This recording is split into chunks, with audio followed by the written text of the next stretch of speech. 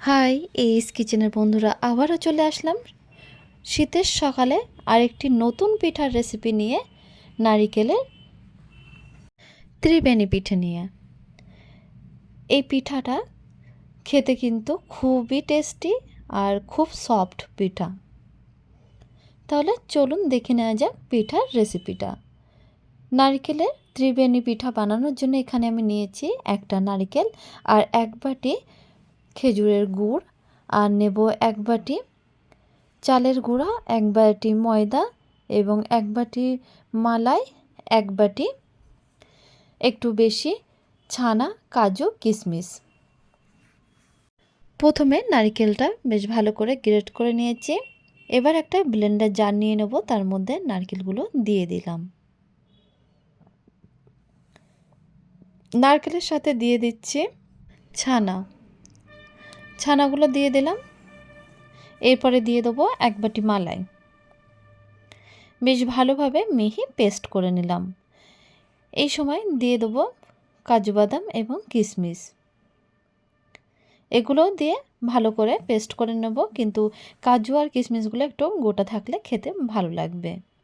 এরপরে মিডিয়াম ফ্লেমে একটি কড়া বসিয়ে কড়াইয়ের মধ্যে পুর তৈরি করার জন্য আমি দিয়ে দিলাম 1 চামচ গুড়টা দিয়ে যে পেস্টটা আমি বানিয়ে রেখেছিলাম সেই পেস্টটাও কিন্তু কড়াইয়ের মধ্যে দিয়ে দেব। তারপরে মিডিয়াম ফ্লেমে রেখে কিন্তু এই পুরটা তৈরি করে নেব। আর এই সময় দিয়ে দিচ্ছি ছোটো চামচের 1/2 চামচ পরিমাণে গরম মশলার পাউডার এবং স্বাদমতো লবণ।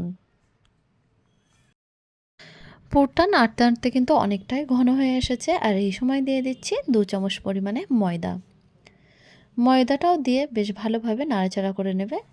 মিনিট 7 পরে দেখুন পুরটা কিন্তু কড়াইয়ের গা থেকে ছেড়ে আসছে, তাহলেই বুঝতে হবে পুরটা কিন্তু একেবারে রেডি হয়ে গেছে। পুরের কালারটাও কিন্তু অনেকটা চেঞ্জ হয়ে এসে দেখুন। এই সময় পুরটা নামিয়ে নিয়ে ঠান্ডা করে নেব। এরপরে রসের শিরাটা আমি বানিয়ে নেব। দেখুন একটা বড় পাত্রের মধ্যে আমি 2 কাপ থেকে 2.5 কাপ পরিমাণে জল দিয়ে দেবো। এটা অবশ্যই আন্দাজ মতো দিতে হবে। আর জলের মধ্যে 3টে থেকে 4টে তেজপাতা এবং 1/2 চামচ পরিমাণে গরম মশলার পাউডার দিয়ে 1 বাটি খেজুরের গুড় দিয়ে বেশ ভালোভাবে জলের সঙ্গে মিশিয়ে নিলাম। আর এদিকে ব্যাটার বানানোর জন্য আমি একটা বড় পাত্রের মধ্যে 1 থেকে 1.5 কাপ পরিমাণে উষ্ণ গরম দুধ নিয়ে নিলাম। আর দুধের মধ্যে দিয়ে দিচ্ছি 3 চামচ ময়দা এবং 2 চামচ চালের গুঁড়া। এগুলো দিয়ে বেশ ভালোভাবে ফেটিয়ে নেব। দেখুন খুব ভালোভাবে ফেটিয়ে নিচ্ছি। ব্যাটারটা কিন্তু খুব বেশি পাতলা আর খুব বেশি ঘন হবে না, এই জন্য আমি আবারও একটু ময়দা ইউজ করলাম। ব্যাটারটা যেহেতু একটু পাতলা হয়ে গেছিলো, এই জন্য একটু ময়দা ইউজ করলাম। তারপরে আবারও বেশ ভালোভাবে ময়দাটা ফেটিয়ে নিলাম। দেখুন ব্যাটারটা আমি দেখাচ্ছি কতটা থিকনেস হবে। ব্যাটারটা ঠিক এতটাই থিকনেস হবে। ব্যাটারটা পুরোপুরি রেডি হয়ে গেছে। এবার মিডিয়াম ফ্লেমে আরেকটি কড়া বসিয়ে কড়াইয়ের মধ্যে 2 চামচ ঘি দিয়ে দেব। আর ঘিয়ের সঙ্গে দিয়ে দিচ্ছি বেশ কিছুটা সাদা তেল। পিঠাটা ফ্রাই করার জন্য একটু বেশি পরিমাণে তেল ইউজ করলাম। এরপরে দেখুন যে পুরটা আমি বানিয়ে রেখেছিলাম সেই পুরটা আবারও একটু ভালো করে মেখে নিলাম। এতে করে বেশ ভালোভাবে ময়েশ্চার হবে। মাখা হয়ে গেলে মিক্সচারটা থেকে বেশ কিছুটা মিক্সচার হাতের তালুর মধ্যে নিয়ে দেখুন এরকমভাবে গোল করে তারপরে তালুর সাহায্যে প্রেস করে একটু চপের সাইজের করে নেব। দেখুন পিঠার সাইজটা কিন্তু এরকম আসবে। বেশ কিছুটা আমি এরকম করে নিলাম। তারপরে দেখুন একটা একটা করে ব্যাটারের মধ্যে বেশ ভালোভাবে ডিপ করে দিলাম।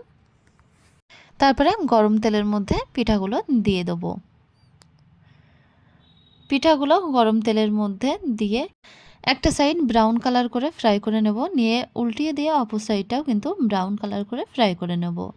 দেখুন সুন্দর একটা কালার চলে এসে এই সময় তেল থেকে তেল ঝরিয়ে তুলে নেব। পিঠাগুলো তুলে নিয়ে যে রসের শিরাটা আমি বানিয়ে রেখেছিলাম সেই শিরার মধ্যে দিয়ে দিচ্ছি। বাদবাকি যে মিক্সচারটা ছিল তার থেকে পিঠাগুলো বানিয়ে নিয়ে আমি বেসনের ব্যাটারে বেশ ভালোভাবে ডিপ করে আবারও গরম তেলের মধ্যে দিয়ে দেব। এইভাবে সমস্ত পিঠাগুলো আমি তৈরি করে নিলাম। পিঠার কালারটা ব্রাউন হয়ে আসলে উল্টিয়ে দিয়ে অপর সাইডটাও কিন্তু ব্রাউন করে ফ্রাই করে নিয়ে তারপরে রসের শিরার মধ্যে দিয়ে দিতে হবে। তাহলে তৈরি হয়ে যাবে নারিকেলের ত্রিবেণী পিঠা।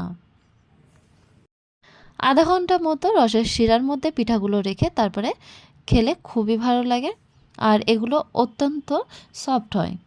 তাহলে বন্ধুরা চলুন একটা কেটে আমি দেখিয়ে দিচ্ছি পিঠাগুলা কতটা সফট হয়েছে। দেখেই বোঝা যাচ্ছে পিঠাগুলো কতটা সফট হয়েছে, আর এটা খেতে অনেক বেশি সুন্দর। তাহলে বন্ধুরা রেসিপিটা ভালো লাগলে অবশ্যই আমাকে কমেন্ট করে জানাবেন, আর আমাদের চ্যানেলটা যদি এখনও পর্যন্ত সাবস্ক্রাইব করে না থাকেন তাহলে সাবস্ক্রাইব করার জন্য অনুরোধ থাকলো।